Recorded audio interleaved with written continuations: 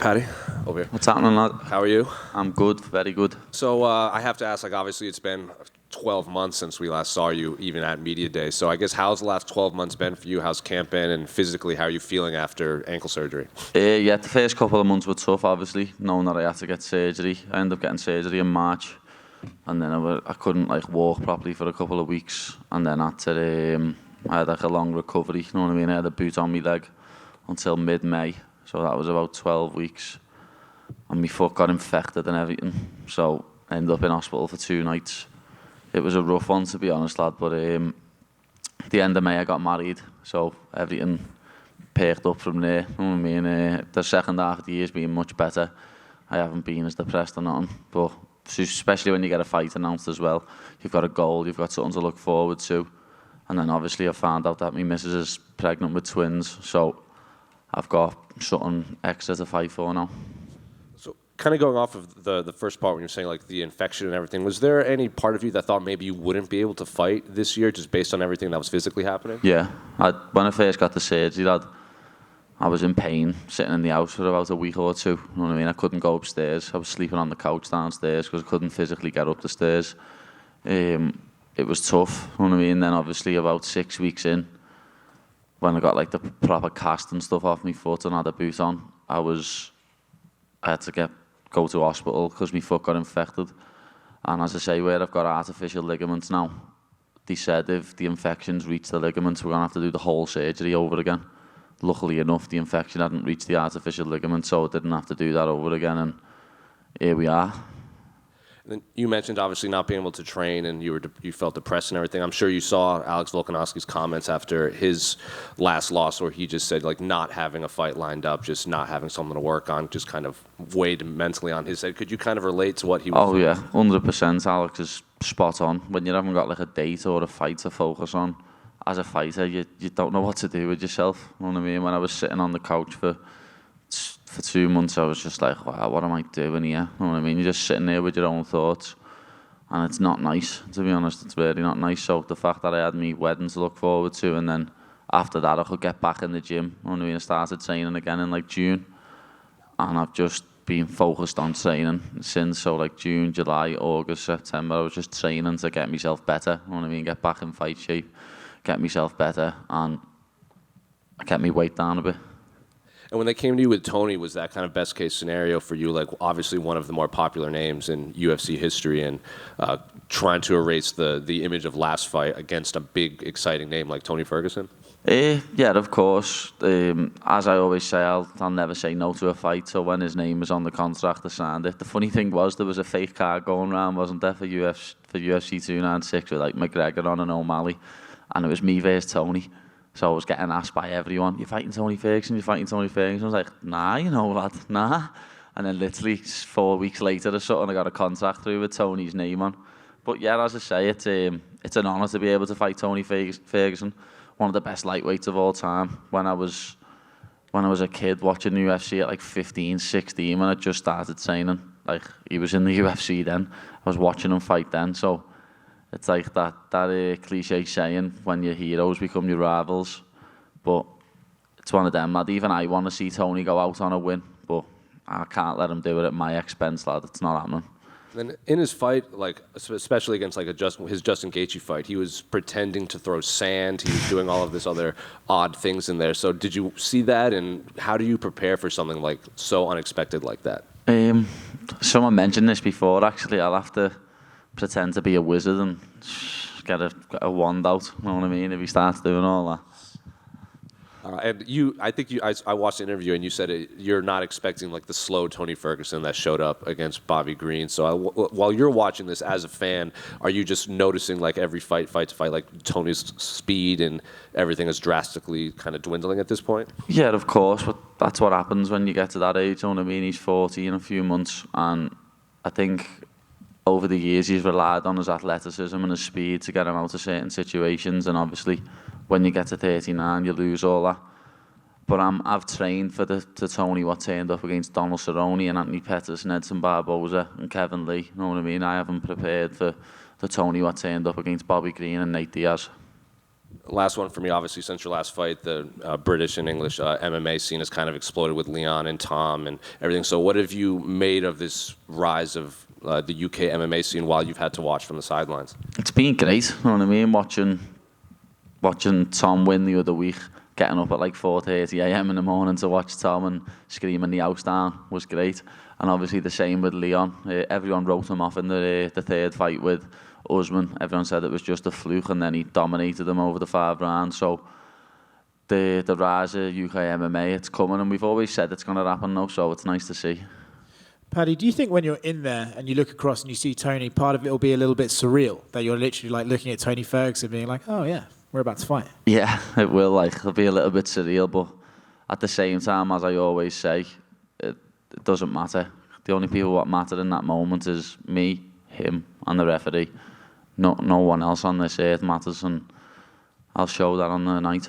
Because you're a fan of him, right, does that make preparing for this fight a little bit different? You know, like Jose said, he throws a sand. You've seen that before, right? So if he does it to you, you're just going to sort of recognize it. And even his pre-fight talk, he said in an interview with ESPN, you're more worried about him blocking you on Instagram, and when he cuts you, you'll be running home to mama and stuff like that. But you've heard that stuff before from Tony, so does it bother you at all? Does it get a rise, or you just think, oh, it's the Tony show? Yeah, that's just Tony, you know what I mean? I'm waiting for him to say I've got Dana White privilege, to be honest. That's the one thing I haven't heard him say yet. I can't believe he said I was sensitive, though. You blocked me, mate. How did you find out he blocked you, actually? One of my mates said to me, Tony's on his way to Vegas. So I was like, is he? And went to look at his story, and he'd blocked me. You know what I mean? Bit of a weird one, like, shows I'm in his head. What did you make of his training with David Goggins?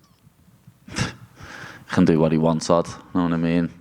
As I've said in several interviews, Tony's never needed any help with his cardio or his mental fortitude. They're his 2 biggest aspects that he's still got to this day, you know what I mean? He can still go 3-5s. And he's always been mentally tough, you know what I mean? Look at the armbar Charles had him in and the leg lock Dariush had him in. So if that's what he feels he needs to do to beat me, go and do it, mate. It's not going to help you on Saturday night. I feel like you're aware of this as well, that the fan reaction to you before your last fight and after that last fight did a massive 180, and I think you got as much criticism as I've seen anyone else get in this sport from that. How much of this win are you excited to do to be able to say, I'm here, I'm winning, and no matter what you say, you guys can't stop me from doing that? Yeah, it's going to be nice to shut a lot of haters up, you know what I mean? It is. It's going to be lovely.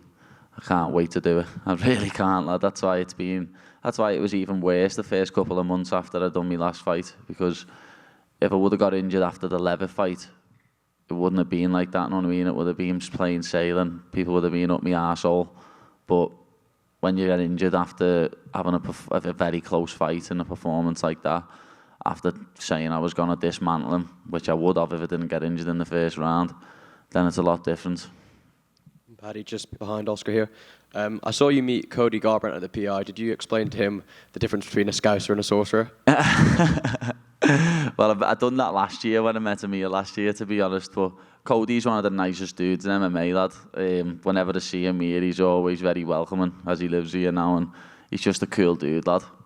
And you sharing a card with Ian Gary for the first time. You both sort of made your debuts a similar time. What are your thoughts on him as a fighter? Do you think he could be a champion? Yeah, he could, of course. Like, that welterweight division's wide open, especially if he beats Luque. He'll go into the top 10, or he's already in the top 10. He'll go higher up in the rankings.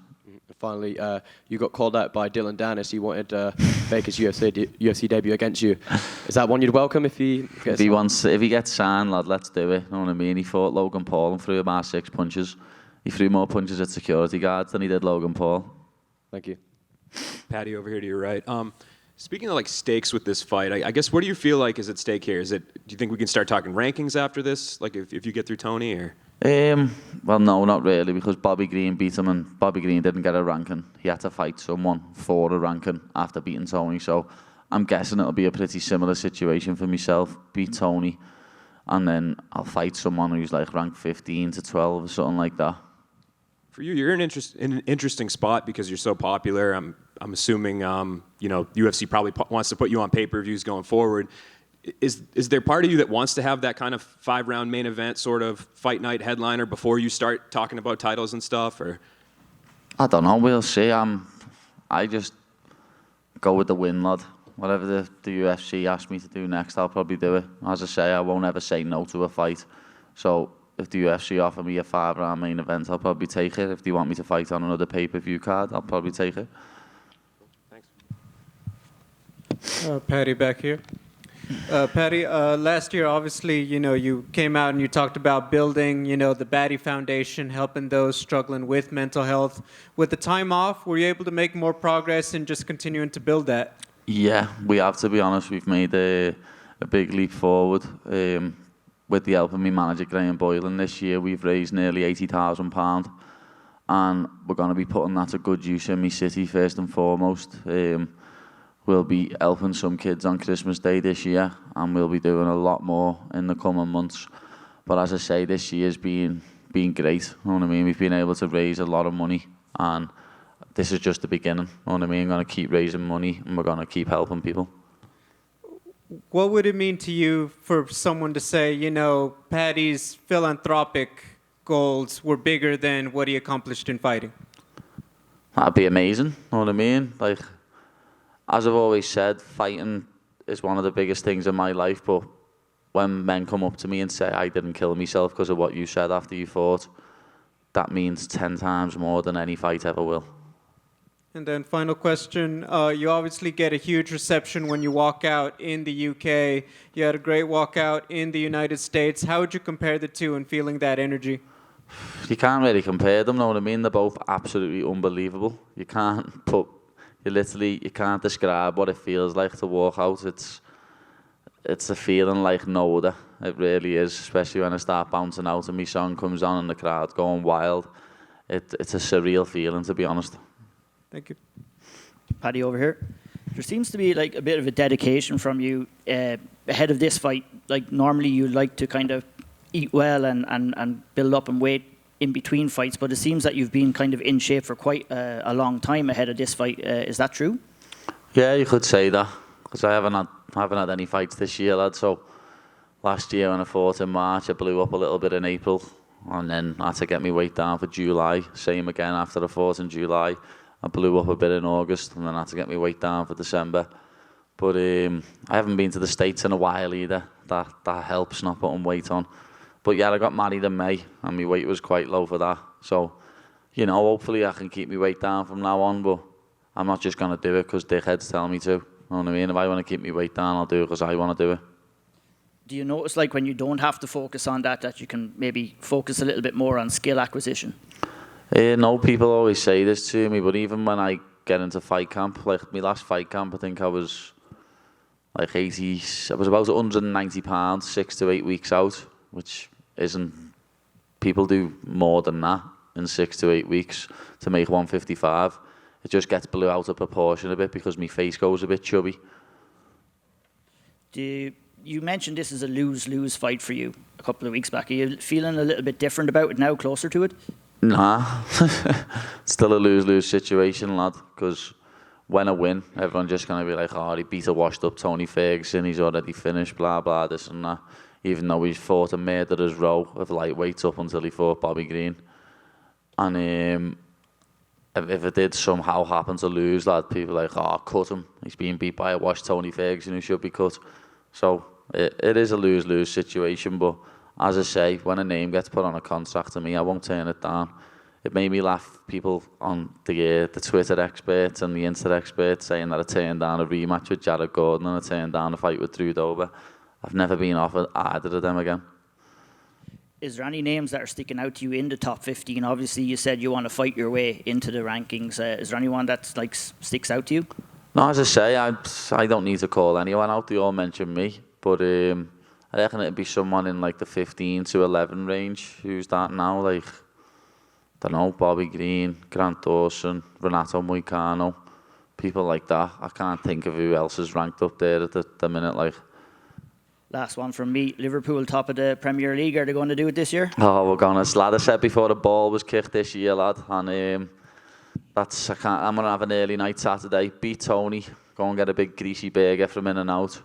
And then get up early and watch the Reds slap the Manx on Sunday. Paddy over here. Speaking of Liverpool, I mean, Dana said that he'd like to go out to other cities in England besides London. What do you think needs to happen for you guys to go to Liverpool? Well, he'd have to use a stadium, for one, because the arena there isn't big enough. And I know a couple of people at Liverpool Football Club now behind the scenes, and they've said they're happy to accommodate for it. You know what I mean? So, summer 2024 or 2025, well, I can get Dana in touch with the CEO of the club, and he can get it sorted. One of the biggest crowds you've ever seen, be about 60-something thousand with the seats on the pitch. And obviously, you became a big star inside the promotion, but if you were to headline an event at Anfield, is that like the moment where you sit back and say, I've made it? Yeah, that'd probably mean more to me than winning a belt, to be honest. And last one, another person you ran into is Sean Strickland. How was that exchange like? Oh, he's hilarious, lad. Sean Strickland's one of the funniest dudes ever. He's a legend already, and he's just, as I say, bumped into him, had a little chat with him, and that he's absolutely hilarious. Paddy, right next to him. You had said that you have twins due in May, and you've got more to fight for. When you say that, what do you really mean by that, and what is the significance of being a father of twins? Because obviously, if I don't win this fight, I only get half the money, lad. You know what I mean? If Tony's trying to beat me here, he's taking food out my unborn baby's mouths. So that's not happening. And everyone says, like I've always said to people, getting your hand raised in the cage is the best thing in the world. Nothing compares to it. And like the only thing that maybe could compare to it is watching your children get born. And I'm going to have that times 2, lad, in a couple of months. So I can't wait to meet my little baby girls, and they'll be in the venue. They'll be in the venue watching in my wife's stomach. So it's going to be a good one. Awesome. Thank you. Good luck Saturday. Thank you.